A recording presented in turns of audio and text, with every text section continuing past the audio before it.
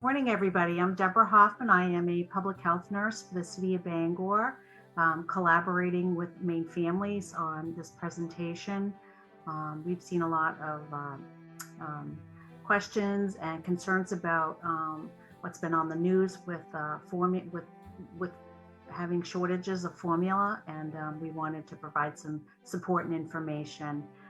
And thank you very much for the graphics from Kim and Maine Family. She's been gracious enough to help coordinate this meeting and the PowerPoint. So on the next slide, um, why did we run into this problem? And with the formula recall that happened as a result of some infants coming down with an infection. And I can't pronounce it, but it's an infection that likely was caused by bacteria as a result of manufacturing in producing the formula. So that's why there was a recall.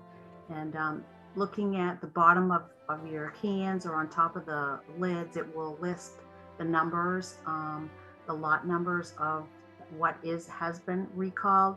So that might be very important to look at that if you have purchased that recall formula. And also just with COVID, there were supply shortages with just trucking and the whole supply chain and keeping it in stock. So that also added to the shortage. We've heard people have been desperate and worried and looking at alternatives. What if they cannot find formula? And doing research and finding that online there's often many groups or people with the best intentions, however, giving information about how to make their own formula.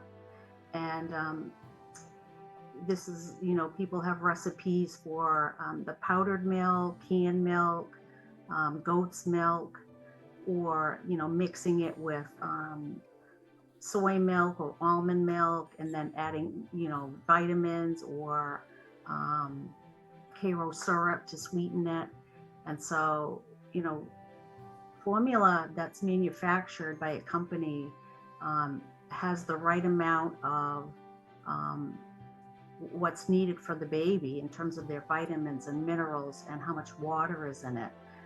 So if folks are making their own formula, it's just very dangerous because the baby's organs cannot, necessarily process what's going on with, that formula that you've mixed. So it's very dangerous, and the Academy of Pediatrically strongly, recommends that you do not do this. And you can also introduce even other bacterias into your own homemade formula. So the next slide talks about a concern because, what if you do have your own formula and you're running low and, in desperation, adding a little more water to stretch out, how much formula, powdered formula you do have. Sometimes people think of that as being an option. And again, it can cause those fluid and electrolyte imbalances in babies and is very, very dangerous and can lead to hospitalization and even death. Next slide. Folks have wondered about using cow's milk. And cow's milk can be a pretty good alternative for babies that are older than 6 months old. And because that's when you start feeding, start introducing other solids like yogurts and other dairy products. And children can have it at 6 months of age, but it should be only used in a pinch and should only be used, ideally no more than a week. And these are for babies that, ideally have kind of metabolic issues or problems with, digestion in general. And cow's milk also doesn't contain the iron either that is in the formula. So that's why it's recommended short term. And always check with your doctor too, let them know, hey, I'm going to use cow's milk for a week. Is this okay? So It is an alternative, but only in a pinch. We often have families ask about switching formula brands in the first 4 months because they think their babies might not be digesting formula well. But the research shows that switching just for the sake of baby's comfort and digestion isn't usually helpful because all babies have immature digestive tracts in the first few months after birth. So switching for the sake of it can waste money and formula. But during this time of shortages and needing a different brand, that's a different story. For most babies, it is okay to switch. Try to save those that are lactose free, that have the hydrolyzed or digested cow milk proteins, that are plant-based or amino acid based for those babies who can only digest those specialty formulas. There are comparable brands for each special label that you see on the grocery store shelves. A lot of these are all cow milk based with the same basic nutrition.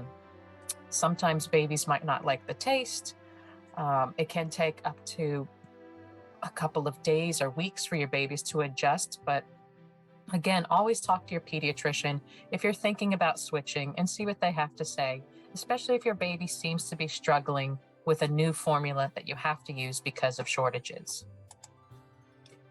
Everything that we're sharing here today can be found on the Healthy Children website and are based on recommendations from the American Academy of Pediatrics. This entire slideshow was put together because of an urgent formula shortage. But again, pediatrician, local supports such as WIC, Maine Families Public Health Nurses, come to us if you have more questions or if you can't find the formula. You can also check smaller stores, drugstores, buy online, social media groups.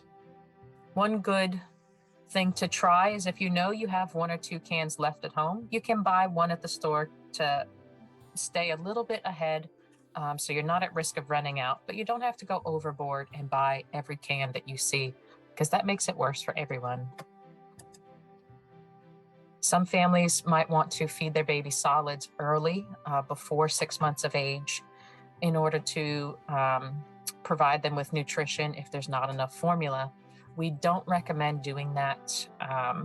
Keep in mind that solid foods are not a replacement for the careful balance of nutrients that's found in breast milk or formula. Babies are ready for solids when they don't have the tongue thrust, when you put a spoon in their mouth. If they go blah and stick out their tongue, that's how they protect their tummies. They're saying that they're not ready yet. Babies are ready for solids if they can sit up without any support or any special chairs. They can hold their head up very well. They can pinch with their little fingers, close their lips around a spoon, and they're already eager to reach and grab food and try it. To safely prepare formula, the CDC has some detailed instructions on their website. But the basics for mixing powdered formula is to always add the water to the bottle first and then the correct amount of powder using the scoop. Boil the water as needed if babies are under 3 months of age, premature, or have a weakened immune system. Always let it cool. Formula doesn't actually need to be warm or hot to be digested after it's mixed well. You can even give it to baby cold on a hot day to help cool them off.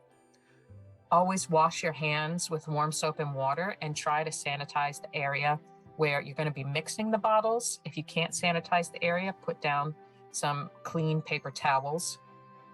And something that families might not always think about, sanitize that formula scoop before you put it back in the container. You can also keep it in a separate baggie. Otherwise, you run the risk of introducing more germs or bacteria to the formula can.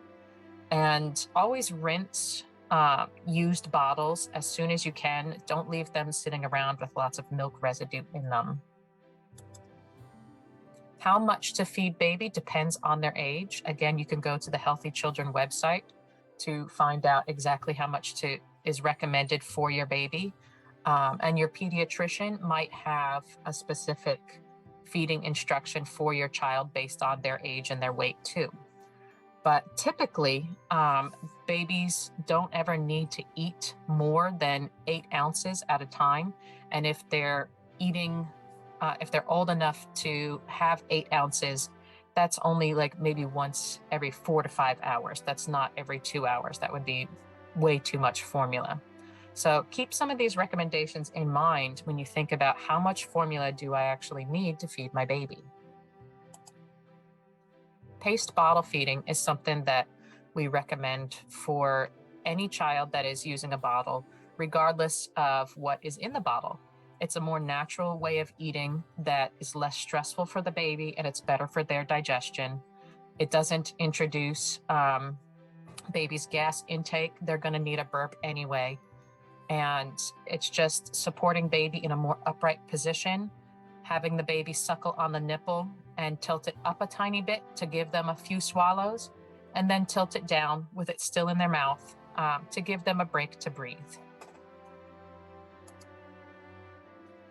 Whenever you're going to be buying online through social media or getting canisters of formula from friends or anywhere that's like not a reputable distributor, definitely check the cans.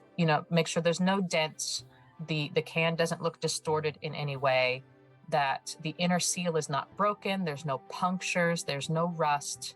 You can see in this Earth's Best container that when they took that plastic top off, there was loose powder, and that shows that the inner seal had been broken.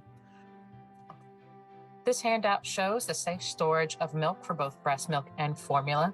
It can be nice to just hang on the fridge. At the end of this presentation, there'll be a QR code you can scan to take you to a lot of these resources that you can have for yourself. For formula, once a formula bottle has been mixed but is still unused, it is good for 24 hours in the refrigerator. Once a baby drinks from the bottle, the remaining formula must be thrown out. If you're worried about wasting formula, you can consider mixing a large amount in a sanitized container with a tight-fitting lid that you store in the back of the fridge. And then you can use that large container to pour out small amounts throughout the day and help prevent overfeeding and formula waste. Of course, you do want to discard what's left in that big formula container if you still have some left after 24 hours. And last but not least, if your baby is less than 3 months old, if you're still producing some milk or it hasn't been very long since you were producing, there is the option to relactate or to increase your milk supply to help compensate for the formula shortage. There's also milk banks that prepare human milk safely. Again, buying human milk online has many risks and no guarantees.